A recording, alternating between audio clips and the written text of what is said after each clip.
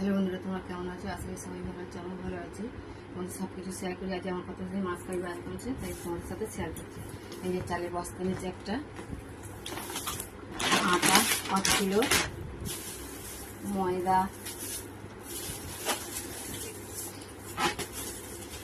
এই যে পোস্ত,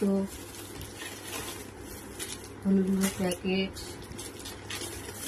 লঙ্কা গুঁড়ো প্যাকেট,